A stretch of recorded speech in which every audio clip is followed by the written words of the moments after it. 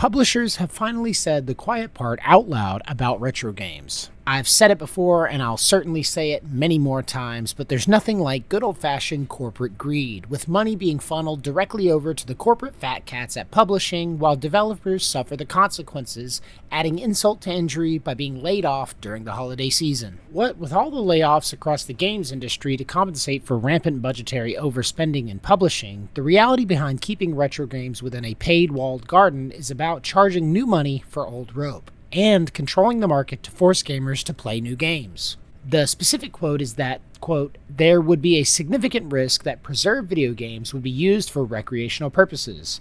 This explains why people like Jim Ryan hate retro games. They think these older games would cannibalize sales from newer releases.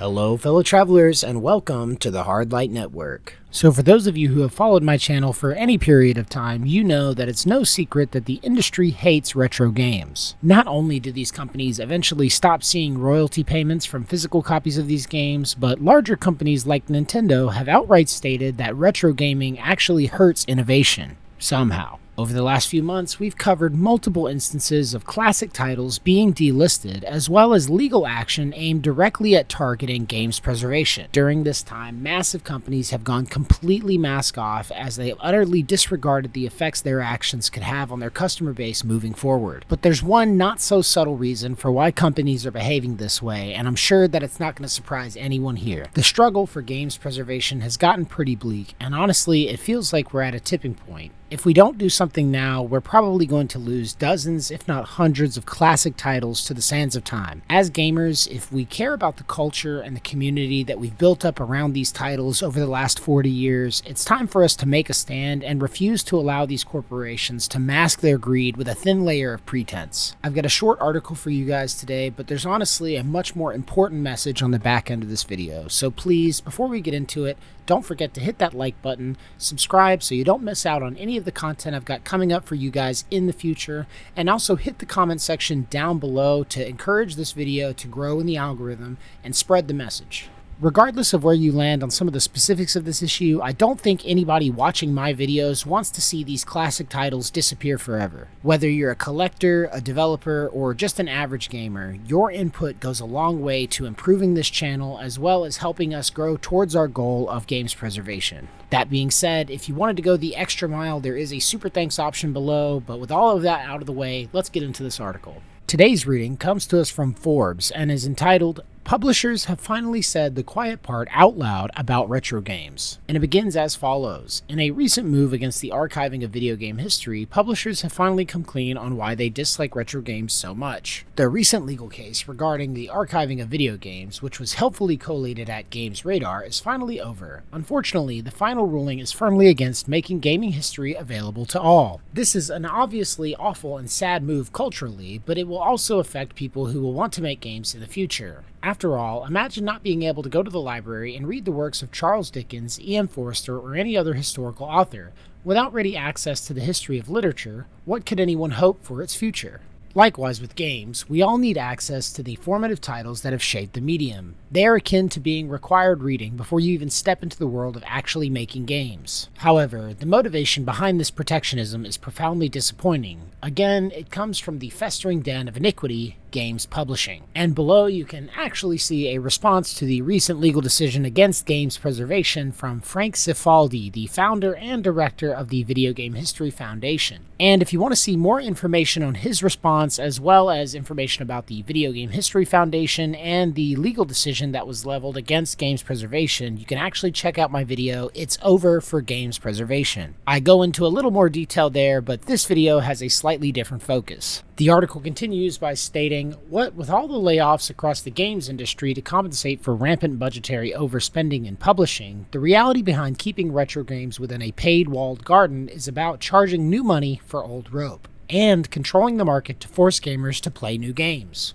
The specific quote is that, quote, there would be a significant risk that preserved video games would be used for recreational purposes.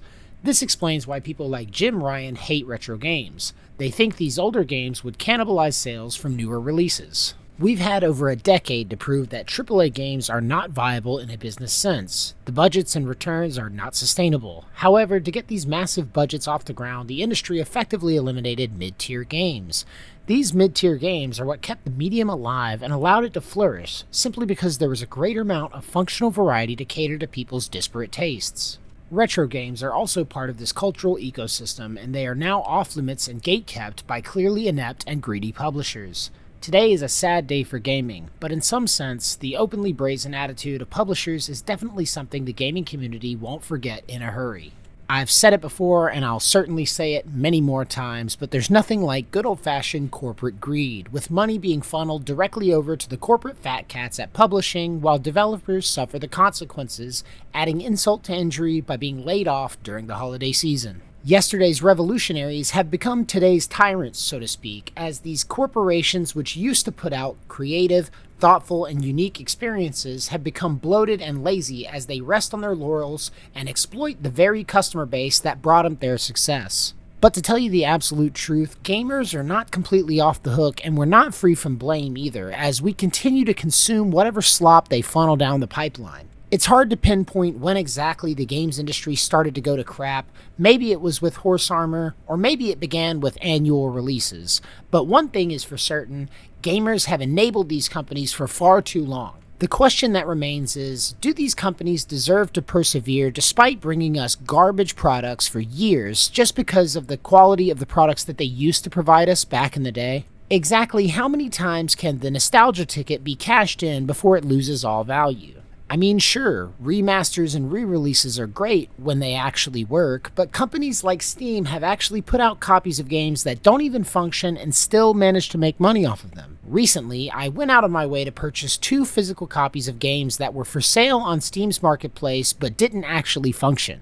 The first was one of these mid-tier games mentioned in the article, a title that many people didn't like but I actually had a soft spot for: Resident Evil Operation Raccoon City. Sure, the story wasn't great, and the multiplayer was hot garbage, but I had tons of fun blasting through hordes of zombies with unique Umbrella operatives. And maybe it was because of the game's lackluster reception that Steam was able to get away with selling broken copies of the game. But the other title, Splinter Cell Conviction, really shouldn't have had any excuse for being a broken port. It was an incredibly strong entry into the Splinter Cell franchise and was received phenomenally well when it launched, so I was genuinely surprised when the Steam port was broken beyond playability. Despite the fact that both copies of these games were completely unplayable, they sat on Steam's marketplace for years before being quietly removed. But that was just a standalone version of the game, as you can still purchase Splinter Cell Conviction through the Echelon Edition bundle on Steam Marketplace for $40.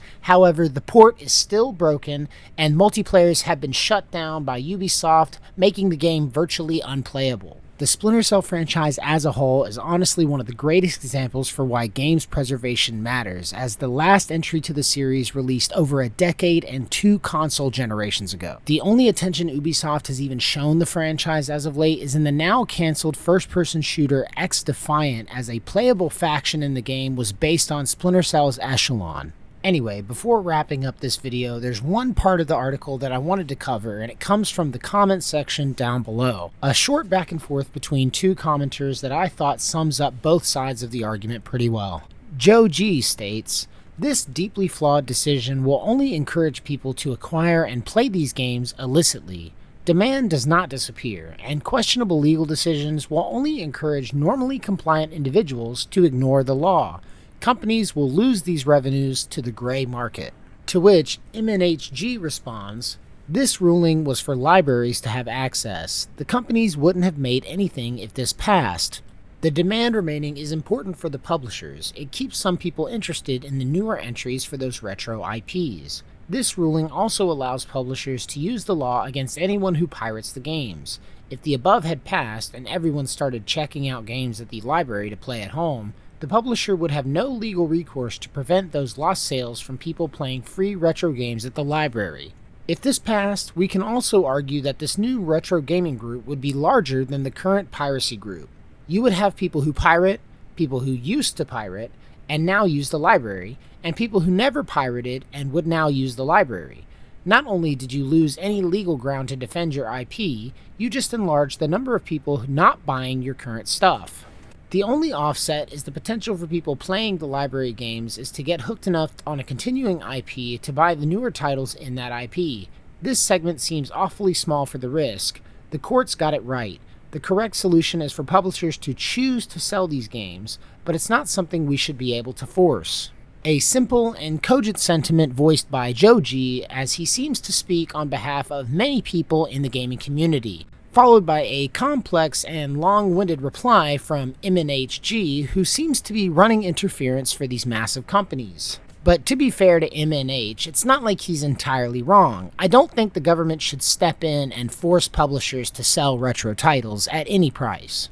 But there are several blind spots in his response that I want to touch on before wrapping up this video. First and foremost, the quote from the legal response showed that the decision was meant to protect the collector's market and not the developer's IP. This is significant because developers don't actually receive any money when retro game stores sell their old products. When I purchased my physical copy of Splinter Cell Conviction, Ubisoft didn't see a dime from that sale. When it comes to the point about protecting these companies' IPs from piracy, I really don't believe that's the case, because who exactly are they going to sue? Certainly not individual pirates. The best you could say is that this creates a precedent for these companies to go after people who produce emulators. And I can almost guarantee that the second one of these companies sues somebody for producing hardware like a pseudo Game Boy or something, all of these emulators will immediately go digital. People will simply shift gears and start emulating software directly on their PC. I really don't see how it's supposed to protect them from piracy, because honestly it won't be worth their time for them to go after individual people for emulating their software. And finally, this argument that the new group of retro gamers will be larger than the current group of pirates is honestly speculative at best and outright alarmist at worst. Just like there's no guarantee that preserving these games will create interest in subsequent products, there's no argument to state that just because these games are preserved, that will actually increase interest in the preserved copies themselves. A big part of the reason why games preservation is suffering right now is because a lot of modern gamers simply don't care about retro gaming at all. There are two simple words that sort of undo this entire IP argument anyway, and that's public domain. Why is it that books, images, music, and movies will all eventually slip into the public domain, but games are somehow exempt from this? It's not like I'm making the argument that I should be legally allowed to rip the source code for the newest Call of Duty and distribute free versions of it, but why can't I do that for Pong, Dig Dug, Centipede, or even classics like Mario Kart? Once a game hits a shelf life of 30, 40, or even 50 years, why shouldn't we open it up to free distribution? To tell you the truth, it may be a little conspiratorial, but I'm honestly starting to feel like people who leave comments like MNH's are actually just sweeping for corporate interests. And I honestly don't buy for 1 second that making efforts to preserve these older titles is damaging their profit margins so much that it justifies their actions here. Anyways, that's going to do it for this video, guys. Thank you so much to everyone who has watched up to this point, and please don't forget to hit that like button, subscribe so you don't miss out on any of the content I've got coming up for you guys in the future, and also, regardless of what your opinion is, hit it down in the comments section below because I want to have a conversation.